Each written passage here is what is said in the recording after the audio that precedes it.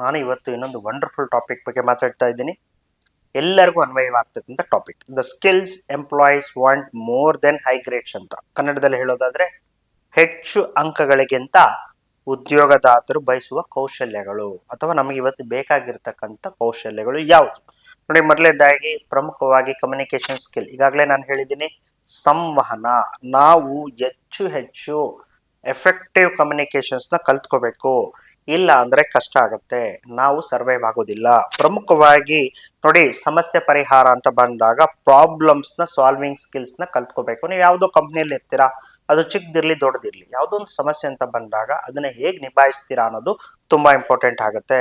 ಮತ್ತೆ ಅಡಾಪ್ಟಬಿಲಿಟಿ ಅಂತ ಬಂದಾಗ ಹೊಂದಿಕೊಳ್ತಕ್ಕಂಥದ್ದು. ನೋಡಿ, ಅಲ್ಲಿ ಬೇರೆ ಬೇರೆ ಸ್ಟೇಟ್ ಇಂದ ಬಂದಿರತಕ್ಕಂಥ ಜನ ಇರ್ಬೋದು, ಅಥವಾ ಬೇರೆ ಬೇರೆ ರೀತಿ ಎಜುಕೇಶನ್ ಇರ್ತಕ್ಕಂಥ ಜನ ಇರ್ತಾರೆ. ನೀವು ಅವ್ರಿಗೆ ಹೆಂಗ್ ಹೊಂದ್ಕೊಳ್ತೀರಾ ಅಥವಾ ಅವ್ರು ನಿಮ್ಗೆ ಹೆಂಗ್ ಹೊಂದ್ಕೊಳ್ಳೋ ರೀತಿಯಲ್ಲಿ ಮಾಡ್ತೀರಾ ಅನ್ನೋದು ನಿಮ್ಮ ಸ್ಕಿಲ್.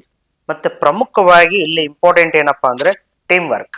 ನೋಡಿ, team work means more work ಅಂತ ಕರಿತೀವಿ. ತಂಡದ ಕೆಲಸ ಭಾವನಾತ್ಮಕವಾಗಿ ಆಗಿರ್ಬೋದು, ಸಂಘರ್ಷವನ್ನ ಅವಾಯ್ಡ್ ಮಾಡಿ ಕೆಲಸ ಮಾಡಿಸ್ಬೇಕಾಗತ್ತೆ. ಎಷ್ಟು ಬುದ್ಧಿವಂತಿಕೆಯಿಂದ ನೀವು ಕೆಲಸ ಮಾಡಿಸ್ತೀರಾ ಅನ್ನೋದೇ ಇಂಪಾರ್ಟೆಂಟ್. ಆಗ ಮಾತ್ರ ನೀವು ಸಂಸ್ಥೆನ ಕಟ್ಟಕ್ಕಾಗತ್ತೆ. ಮತ್ತೆ ಯಾವುದೇ ಸಂಸ್ಥೆಗಳು ಉಳಿಬೇಕು, ಬೆಳಿಬೇಕು, ಮತ್ತಷ್ಟು ಬೆಳಿಬೇಕು ಅಂತ ಹೇಳಿದ್ರೆ ನೋಡ್ತಕ್ಕಂಥದ್ದು ಪ್ರಮುಖವಾಗಿ ಆ ಒಂದು ಸಂಸ್ಥೆಯಲ್ಲಿ ಸ್ವಯಂ ಪ್ರೇರಣೆಯಿಂದ ಕೆಲಸ ಮಾಡಬೇಕು. ಯಾರೋ ಬಂದು ಹೇಳಿ ಅಂತಾನೆ, ಹೇಳಿದ್ರೆ ಮಾತ್ರ ಮಾಡ್ತೀವಿ ಅಂತನೋ, ಹೇಳಲಿಲ್ಲ ಅಂದ್ರೆ ಮಾಡಲ್ಲ ಅಂತನೋ, ನಮಗೆ ನೀವು ಇನ್ಸ್ಟ್ರಕ್ಷನ್ ಕೊಡ್ಲಿಲ್ಲ ಅಂತನೋ, ನೀವು ಕೆಲಸ ಮಾಡ್ಲಿಲ್ಲ ಅಂತ ಅವರಿಗೆ ಗೊತ್ತಾಯ್ತು ಅಂತ ಹೇಳಿದ್ರೆ ಬರೆದಿಟ್ಕೊಂಡ್ಬಿಡಿ, ಕೆಲವೇ ದಿನಗಳಲ್ಲಿ ನಿಮ್ಮನ್ನ ತೆಗೆದಾಕ್ತಾರೆ. ಹಾಗಾಗಿ ನೀವು ಸ್ವಯಂ ಪ್ರೇರಣೆಯಿಂದ ಸಂಸ್ಥೆ ನನ್ನದು ಅಂತ ಕೆಲಸ ಮಾಡಿದ್ದೆ ಆದ್ರೆ ನೀವು ಉಳ್ಕೋತೀರಾ, ನೀವು ಬೆಳಿತೀರಾ, ಸಂಸ್ಥೆ ಬೆಳೆದೇ ಬೆಳೆಯುತ್ತೆ.